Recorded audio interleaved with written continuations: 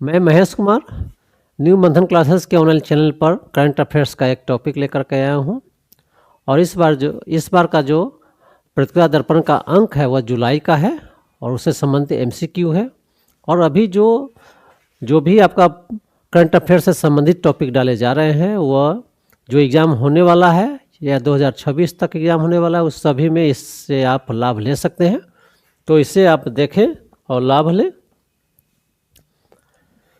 पहला क्वेश्चन है, इसमें है, आप लोग जानते होइएगा, ऑपरेशन सिंदूर भारत किस देश के खिलाफ चलाया था?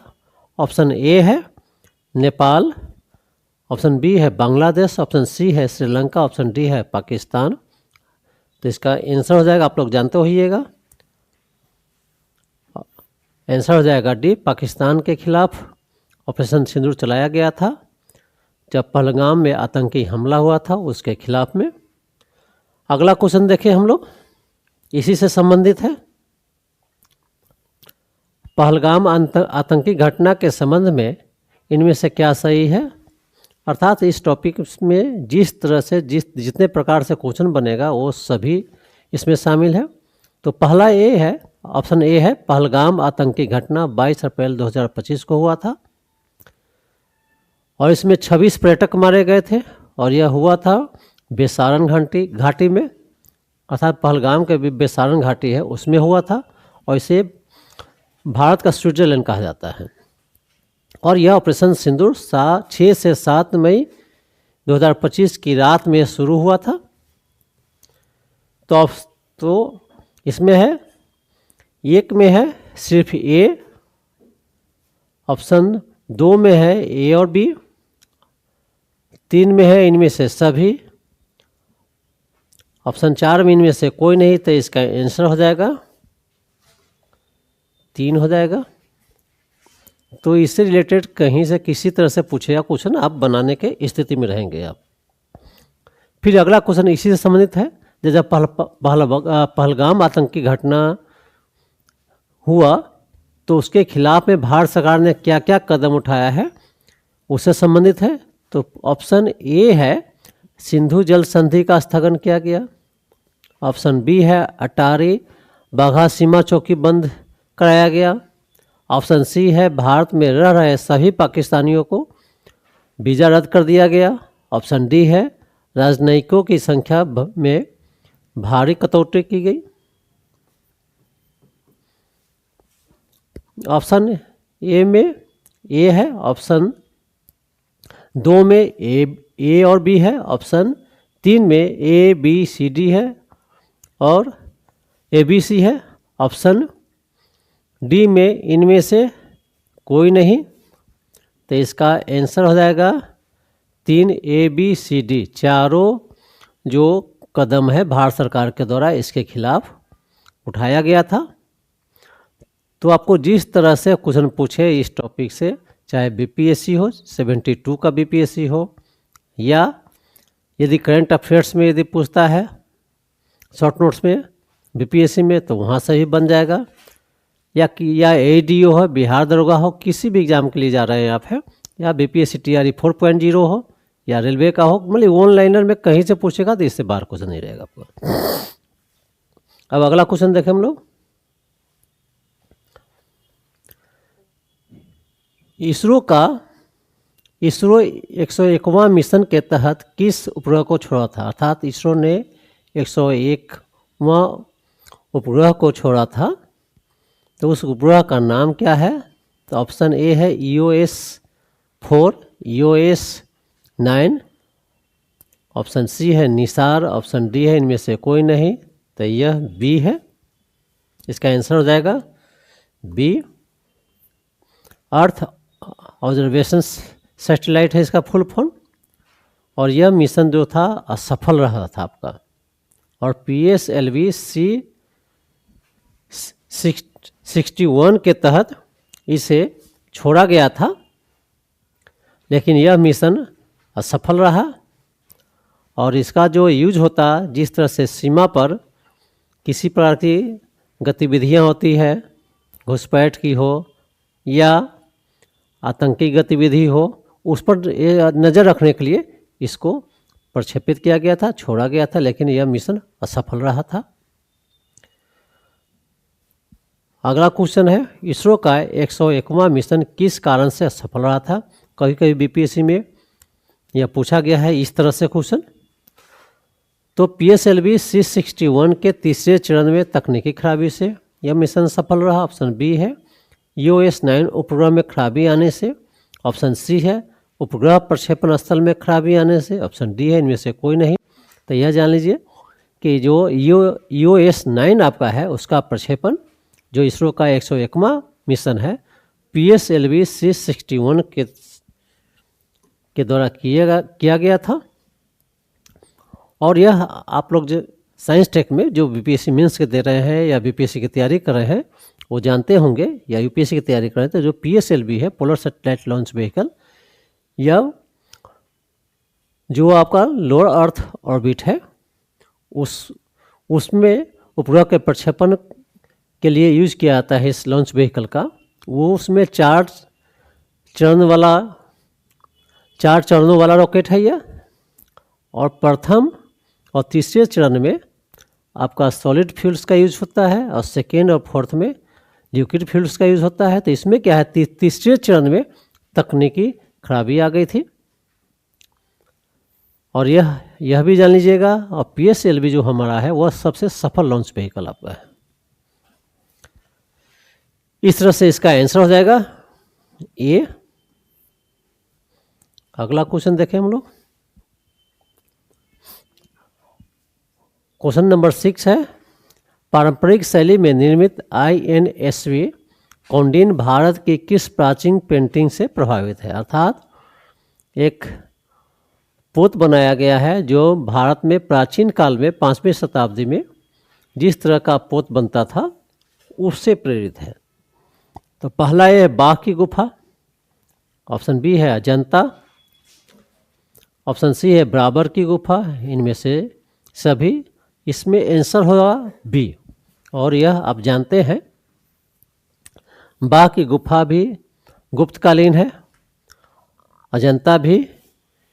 अजंता का जो पेंटिंग है वह भी गुप्तकालीन है, और बराबर की जो गुफा है उसका निर्माण अशोक ने करवाया था मौर्य काल में। जो अजंता में जो बनाया गया था नाव पाल वाला स्टिच करके, उसी तरह से INSV कौंडिन्य का निर्माण किया गया था। अर्थात प्राचीन काल में जो अजंता में जो जहाज का चित्र बनाया गया था उस तरह से बनाया गया था, इसलिए इसका आंसर हो जाएगा बी हो जाएगा। अगला क्वेश्चन है, अमृत भारत रेलवे स्टेशन योजना का उद्देश्य क्या है? ऑप्शन ए है भारत के रेलवे स्टेशन को बेहतर बनाना। ऑप्शन बी है रेलवे स्टेशन को आवश्यक सुविधा युक्त बनाना। ऑप्शन सी है पुराने रेलवे स्टेशन को तोड़ना। तो ऑप्शन 1 में ए है, ऑप्शन 2 में ए और बी है, ऑप्शन 3 में ए बी सी है, ऑप्शन डी में से कोई नहीं। इसका आंसर हो जाएगा 2। अर्थात अमृत भारत रेलवे स्टेशन योजना का उद्देश्य है कि रेलवे स्टेशन को बेहतर बनाना है, साथ साथ जो आवश्यक सुख सुविधा है उसको भी उपलब्ध कराना आपको है। अगला क्वेश्चन हम लोग देखें, इनमें से किस यूनिवर्सिटी को भारत में कैंपस स्थापित करने की मान्यता दी गई? आप यह जान रहे हैं कि नई शिक्षा नीति 2020 के तहत बहुत सारे जो विदेशी आपका यूनिवर्सिटी है उसको मान्यता दी गई है भारत में कैंपस खोलने के लिए। इसी क्रम में ऑस्ट्रेलिया के जो कुछ यूनिवर्सिटी है सो गुजरात के गिफ्ट सिटी में वो अपना कैंपस खोला है। इसी क्रम में 5 और अन्य विदेशी यूनिवर्सिटी को कैंपस भारत में खोलने के लिए मान्यता दे दी गई है। उसी में ऑप्शन ए है Illinois institute of technology America का है। ऑप्शन बी है यूनिवर्सिटी ऑफ लिवरपूल ब्रिटेन का है। ऑप्शन सी है विक्टोरिया यूनिवर्सिटी ऑस्ट्रेलिया का है। ऑप्शन डी है इनमें से सभी। तो इसका आंसर हो जाएगा ऑप्शन डी। 5 दिया है, 5 यूनिवर्सिटी को दिया गया जिसमें से ये 3 है आपका। और इलिनॉइस जो इंस्टीट्यूट के बारे में जान लें, यह अमेरिका का पहला यूनिवर्सिटी है जो भारत में कैंपस खोल रही है। इससे पहले ऑस्ट्रेलिया कैंपस खोल चुकी है। यह पूछा भी गया है प्रीवियस ईयर के एग्जाम में। अगला क्वेश्चन देखते हैं हम लोग है क्वेश्चन नंबर 9 है, इनमें से सुमेलित है जो आओ मैनुअल गोंकालवेस अंगोला के राष्ट्रपति है, एंथनी अल्बानेज ऑस्ट्रेलिया के प्रधानमंत्री है, मार्क कार्नी कनाडा के प्रधानमंत्री है, डी है इनमें से सभी, तो इसका आंसर डी हो जाएगा, यह सभी सुमेलित है। अगला क्वेश्चन है 10,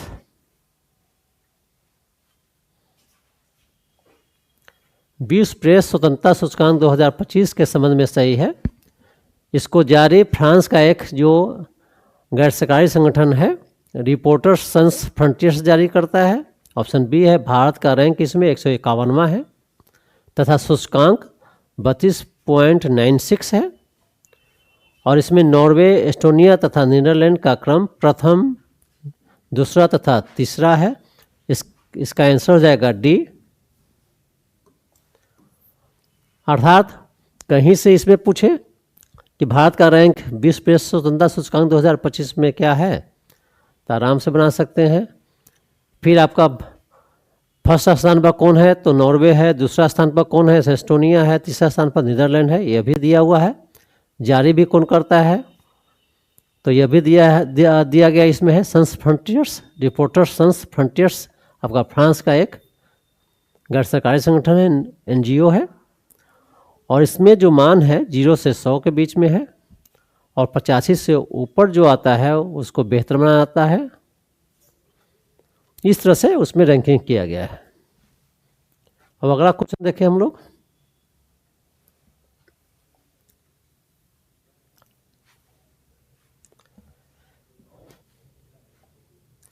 ग्यारहवां क्वेश्चन है, भारत का पहला डीप वाटर ट्रांसशिपमेंट पोर्ट का नाम क्या है। ऑप्शन ए है बीजिंगम, ऑप्शन बी है विशाखापट्टनम, ऑप्शन सी है मुंबई, ऑप्शन डी है चेन्नई। इसका आंसर हो जाएगा आपका बीजिंगम। यह केरल में है, अडानी के द्वारा यह विकसित किया गया है और इससे यह फायदा हो जाएगा कि आपको कि जो भी भारी कंटेनर वाले जहाज़ है वह यहाँ पर लंगर डाल सकता है, रोक सकता है और अपने कंटेनर को ट्रांसफ़र कर सकता है छोटे से बड़े जहाज़ पर, बड़े से छोटे जहाज़ पर। और भारत में इस तरह की सुविधा नहीं थी तो भारत को दूसरे जो बंदरगाह है जैसे आपका है सिंगापुर है, दुबई है, कोलंबो है, उसका यूज करना पड़ता था। और इससे क्या हो जाएगा कि भारत को 22 करोड़ डॉलर का प्रति वर्ष बचत होगा। जो विशाखापट्टनम बंदरगाह है आप जानते हैं कि आंध्र प्रदेश में है, मुंबई तो मुंबई है, चेन्नई तो चेन्नई जानी ही जाए। अगला क्वेश्चन देखें हम लोग। देश का 16वां जनगणना किस वर्ष शुरू होगा। ऑप्शन ए है 2025, ऑप्शन बी है 2026, ऑप्शन सी है 2027, ऑप्शन डी इनमें से कोई नहीं। तो आप यह जानते हैं इसका आंसर हो जाएगा 2026 में होगा। 2026 से लेकर 2027 तक में शुरू हुआ, 2027 में समाप्त हो जाएगा। और अंतिम जनगणना जो हुआ था 2011 में हुआ था। और फिर से और यह भी जानते हैं कि भारत में जनगणना 10 वर्षों पर होता है, लेकिन किन्हीं कारणों से यह नहीं हुआ है। 2011 के बाद 2026 में यह जनगणना होने जा रही है और वह 16वां जनगणना होगा। और इसमें से आप अपना जो अंतर है, कितने वर्षों का अंतर है वो देख सकते हैं। 2011 में हुआ था, 2026 में हो रहा है, तो 15 साल हो गया। अगला क्वेश्चन देखें आप। प्रधानमंत्री जीवन ज्योति बीमा योजना के संबंध में क्या सही है। बीपीएससी में, चाहे बीपीएससी हो, एडीओ हो या बिहार दरोगा हो या बहुत सारे एग्जाम है, उसमें आपको इस तरह से बहुत सारे योजना के बारे में पूछता है, तो वहाँ भी इससे लाभ मिलेगा आपको। इसकी शुरुआत 9 मई 2015 को शुरू हुआ था। इसमें 18 से 50 वर्ष की आयु के लोगों को शामिल किया गया है और इसमें जो प्रीमियम सालाना देना है 436 रुपया है और इसमें जो जीवन बीमा कवर दिया गया है 2 लाख रुपया का। और इसलिए इसका आंसर हो जाएगा डी आपका हो जाएगा। अगला क्वेश्चन आपको है, क्वेश्चन नंबर 14 है, 14 है, प्रधानमंत्री सुरक्षा बीमा योजना के संबंध में सही है। इसकी शुरुआत 9 मई 2015 को हुआ। इसमें 18 से 70 वर्ष के आयु के लोग शामिल हैं। इसमें जो प्रीमियम की राशि है 2 रुपये प्रति माह है और 2 लाख रुपये तक की बीमा की व्यवस्था है। ऑप्शन डी इनमें से सभी, तो ये सभी हो जाएगा, आंसर डी हो जाएगा आपका। अर्थात जो योजना के संबंध में जो भी बातें हैं सब दिया हुआ है, याद करके रखिएगा आप। अटल पेंशन योजना के बारे में क्या सही है? अब क्वेश्चन नंबर 15 है, 15 है। इसकी शुरुआत 9 मई 2015 को की गई थी। इसमें 18 से 40 आयु वर्ग के लोग शामिल हैं और 60 वर्ष की आयु पूर्णने के बाद 1000, 2000, 3000, 4000, 5000 रुपया प्रति माह आजीवन पेंशन इसमें दिया जाएगा। ऑप्शन डी इनमें से सभी है, तो इसमें इसका आंसर डी हो जाएगा आपको।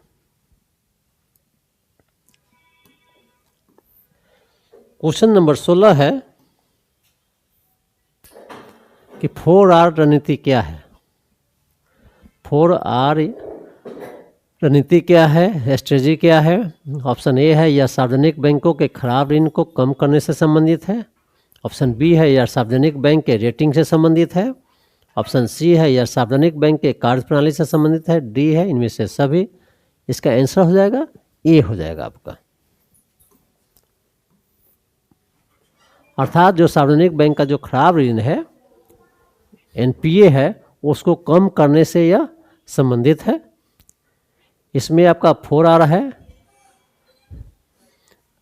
रिकॉग्निशन है, रिकैपिटलाइजेशन आपका है, रिफॉर्म है, इसी तरह से 4R इसमें शामिल किया गया है। अगला क्वेश्चन 17वां है, अंतर्राष्ट्रीय मुद्रा कोष के वर्ल्ड इकोनॉमिक आउटलुक रिपोर्ट अप्रैल 2025 के अनुसार जीडीपी के आधार पर विश्व की चौथी अर्थव्यवस्था वाला देश कौन है? ऑप्शन ए है अमेरिका, ऑप्शन बी है चीन, ऑप्शन सी है जर्मनी, ऑप्शन डी है भारत। तो इसका आंसर हो जाएगा डी। और एक चीज़ यह भी जान लीजिएगा, अंतर्राष्ट्रीय जो मुद्रा कोष है जो रिपोर्ट जारी करती है, इसी नाम से जारी करते हैं, वर्ल्ड इकोनॉमिक आउटलुक रिपोर्ट। यह भी बहुत बार पूछा गया है बीपीएससी में या बहुत सारे एग्जाम में कि अंतर्राष्ट्रीय मुद्रा कोष किस नाम से अपना रिपोर्ट जारी करती है। तो यह भी आप याद करके रखेंगे आप। तो जीडीपी के आधार पर जो नंबर 1 जो अर्थव्यवस्था है वर्ल्ड में अमेरिका है, दूसरे स्थान पर चीन है, तीसरे स्थान पर जर्मनी है, चौथे स्थान पर भारत आपका है। भारत का जो 4.187 ट्रिलियन डॉलर का अर्थव्यवस्था है। इसके और इसके नीचे 4.186 जापान का है, तो जापान 5वें स्थान पर है। भारत चौथे स्थान पर है। सबसे बड़ी अर्थव्यवस्था अमेरिका का है जो 30.503 समथिंग ट्रिलियन डॉलर का है। चाइना का आपका है 19.231 ट्रिलियन डॉलर का जीडीपी है। जर्मनी का है 4.4 समथिंग आपका है, इसका एग्जैक्ट आपका जर्मनी का है 4.744 ट्रिलियन डॉलर का जीडीपी है। तो इस तरह से अमेरिका प्रथम स्थान पर है, चाइना दूसरे स्थान पर है, जर्मनी तीसरे स्थान पर है, भारत चौथे स्थान पर है और 5वें स्थान पर थोड़ा सा कम पर जापान आपका है। यदि परचेजिंग पावर एटी के आधार पर, पीपीपी के आधार पर अमेरिका, पीपीपी के आधार पर आपका अमेरिका प्रथम स्थान पर है, चाइना आपका है दूसरे स्थान पर और इंडिया आपका है तीसरे स्थान पर है। मतलब जो पूछेगा उसे बनाने की स्थिति में आप रहेंगे। अगला क्वेश्चन देखते हैं हम लोग हैं।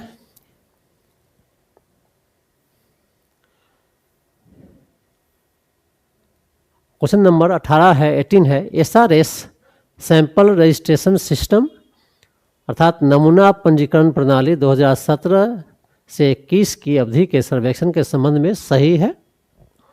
ऑप्शन ए है जीवन प्रत्याशा अर्थात जन्म के समय कोई भी व्यक्ति कितने दिनों तक जीवित रह सकता है, उसी को जीवन प्रत्याशा कहा जाता है। औसत 69.8 है। क्रूड मृत्यु दर 7.5 है। क्रूड जन्म दर 19.1 है। डी इनमें से सभी है, तो इसका आंसर हो जाएगा सभी। अभी हाल में किसी एग्जाम में यह पूछा गया है इससे आंकड़ा। और यदि देखा जाए तो पुरुषों का जो जीवन प्रत्याशा है पुरुष का 68.2 है और महिला का जो जीवन प्रत्याशा है वह है 71.6 है। यदि स्टेट लेवल पर देखा जाए तो पुरुषों में सबसे अधिक जीवन प्रत्याशा दिल्ली के पुरुष का है 73 इयर्स। महिला में केरल की महिला का है 77.9 इयर्स जीवन प्रत्याशा है। यह हाल में पूछा गया है किसी एग्जाम में इसका। अगला क्वेश्चन देखें SRS 2017 से 21 के आधार पर इनमें से कौन सम्मिलित है? शिशु मृत्यु दर, इन्फेंट मोर्टेलिटी रेट 27 है। नवजात मृत्यु दर 19 है। न्यूनेंटल मोर्टेलिटी रेट, मातृ मृत्यु दर 93 है। ऑप्शन डी है इनमें से सभी है आपका। इसका आंसर हो जाएगा डी। ये डाटा को याद करके रखिएगा, बीपीएससी हमेशा डेटा में आपको छकाता है, तो डेटा को याद करके रखिएगा ठीक से। मातृ मृत्यु दर आपका 1 लाख पर निकाला जाता है। नवजात मृत्यु दर है, शिशु मृत्यु दर है, ये सभी आपका 1000 पर निकाला जाता है। ये दोनों 1000 पर, प्रति 1000 पर, ये है 1 लाख पर। इस बार भी आपको डेटा में 71 के एग्जाम में आपको छकाया था बीपीएससी।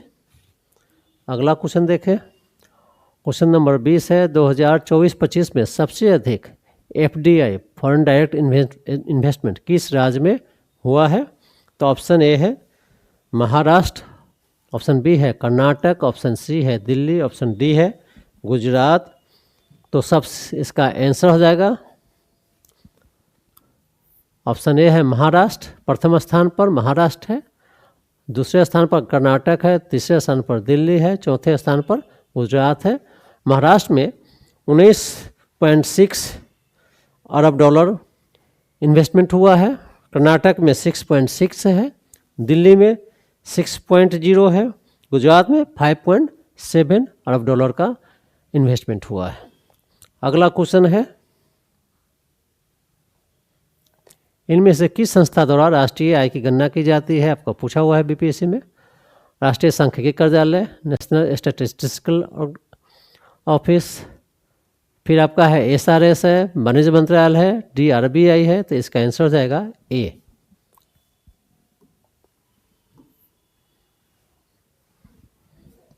अगला क्वेश्चन देखते हैं हम लोग है। इनमें से सम्मिलित है आलोक जोशी है अध्यक्ष राष्ट्रीय सुरक्षा सलाहकार बोर्ड का, अजय कुमार अध्यक्ष है UPSC संघीय लोकसेवा आयोग के, रॉबर्ट प्रीबोस्ट है वह उसे पोप बनाया गया, पोप लियो 14। तो यह प्रथम अमेरिकी है जिसने जो पोप बना है रॉबर्ट प्रीबोस्ट, और नया नाम है पोप लियो 14। इसका आंसर हो जाएगा डी हो जाएगा। अगला क्वेश्चन देखें हम लोग। क्वेश्चन नंबर 23 है 23 है अंतर्राष्ट्रीय बुकर पुरस्कार 2025 बानू मुश्ताक को किस रचना के लिए दिया गया है? ऑप्शन ए है heart lamp, selected stories, option B है Tom and sand, option C है स्मॉल बोट, ऑप्शन डी इनमें से कोई नहीं। 23 में हार्ट लैम्प सेलेक्टेड स्टोरीज जो कन्नड़ में है में लिखी गई है, यह लघु कहानी संग्रह है बानू मुश्ताक को, तो इसलिए अंतर्राष्ट्रीय बुकर पुरस्कार 2025 बानू मुश्ताक तथा इसका अंग्रेजी अनुवाद दीपा भास्ते की थी। तो दोनों को संयुक्त रूप से दिया गया है 2025 का। यह आपका 71 के बीपीएस में पूछा गया क्वेश्चन है यह। और वह उस किताब का नाम था हार्ट लैम्प जो कन्नड़ में लिखी गई है, उसी का अंग्रेजी अनुवाद दीपा भास्ते की थी। और यह प्रथम कन्नड़ में दिया गया था। दूसरा जो रचना टॉम एंड सैंड है, इसे 2022 में यह गीतांजलि श्री की रचना है, उसे भी अंतर्राष्ट्रीय बुकर पुरस्कार प्राप्त हुआ था। स्मॉल बोट जो है इसे भी 2025 में बुकर पुरस्कार के लिए हार्ट लैम्प के साथ चयनित किया गया था। विसेंट की रचना है यह। अगला देखें हम लोग क्वेश्चन, कांस फिल्म समारोह 2025 में किस फिल्म को सर्वश्रेष्ठ फिल्म का पुरस्कार दिया गया है? पहला है अनसिंपल एक्सीडेंट, दूसरा है सेंटिमेंटल वैल्यू, ऑप्शन सी है the secret agent, option D इनमें से कोई नहीं। इसका आंसर हो जाएगा ए।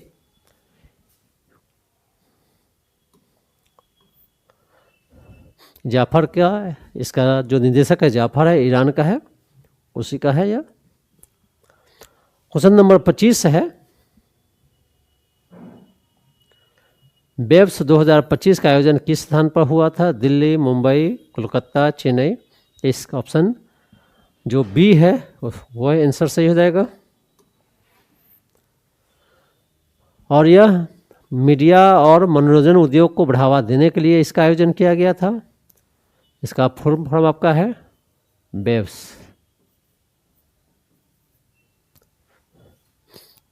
World Audio and Visual and Entertainment, इस तरह से इसका नाम है। अगला क्वेश्चन देखें हम लोग, महारानी, क्वेश्चन नंबर 26 है, महारानी देवी अहिल्या बाई होलकर के स्मृति में कितने रुपये का स्मारक सिक्का जारी किया गया? यह इंदौर के होलकर परिवार से संबंधित है। और होलकर आप जानते हैं कि पेशवा से रिलेटेड होलकर था, एक कहिया के आज के डेट में जमींदार टाइप में था। और 300वीं जयंती मनाया गया था अहिल्याबाई होलकर का, इसीलिए 300 रुपये का स्मारक सिक्का जारी किया गया था। सॉरी, सी इसका आंसर हो जाएगा। अगला क्वेश्चन है, 7वां सैफ अंडर 19 2025 किस देश ने जीता है? ऑप्शन ए है भारत, ऑप्शन बी है बांग्लादेश, ऑप्शन सी है नेपाल, ऑप्शन डी है भूटान। तो चौथी बार भारत ने जीता है, इसका आंसर हो जाएगा भारत। 2019, 22, 23 में जीता था। 2024 में बांग्लादेश जीता है। इस तरह से भारत चौथी बार इसको जीता है। अगला क्वेश्चन देखें हम लोग, 7वां खेलो इंडिया युवा खेलों में सबसे अधिक पदक किस राज्य ने जीता है? तो पहला है ऑप्शन महाराष्ट्र है, दूसरा आपका है हरियाणा है, तीसरा राजस्थान है, डी बिहार है। तो इसके बारे में थोड़ा सा समझ लीजिए कि 7वां खेलो इंडिया युवा खेल का आयोजन बिहार में हुआ था और इसमें 27 खेल शामिल थे। अर्थात इसका जो आयोजन आपका हुआ था, आयोजन बिहार में हुआ था। मई में आपका 2025 में इसका जो मस्कट था या शुभंकर था, गजसिम्हा था। गजसिम्हा अर्थात हाथ और शेर का मिश्रित रूप। और सबसे अधिक इसमें पदक महाराष्ट्र जीता है, उसने कुल 158 पदक जीता है। 158, 117। राजस्थान जो पदक जीता है वह 60 है। बिहार का स्थान इसमें 15वां था और कुल 36 पदक जीता था। और इसमें जो स्वर्ण है 7 सोना जीता है। तो इस तरह से हम लोग 28वां क्वेश्चन देखो, उसको ठीक से 28वां को देख रखिएगा। क्वेश्चन नंबर 29 है, सुदीर्मन कप किस खेल से संबंधित है? शतरंज से, फुटबॉल से, बैडमिंटन से, टेनिस से। तो इसका आंसर हो जाएगा सी, बैडमिंटन से, पुरुष और महिला के लिए है। इसी में जो उबेर कप भी आप पढ़े होंगे, उबेर कप सिर्फ महिला के लिए है। उबेर कप, इसमें सिर्फ महिला बैडमिंटन खिलाड़ी भाग लेती है। शतरंज के जो प्रमुख मैच होता है वो जानते हैं कि फिडे है। फुटबॉल को जानते हैं फीफा है, कोपा है। फिर भारत में संतोष ट्रॉफी है।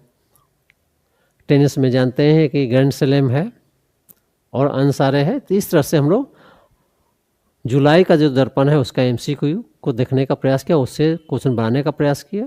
इसको रिवीजन कीजिएगा और फिर आप पढ़िएगा, बहुत लाभ होगा आपको। फिर अगला वीडियो में फिर एक नया करंट अफेयर्स का जून का दर्पण लेकर के आएंगे। तब तक के लिए धन्यवाद, फिर मिलेंगे।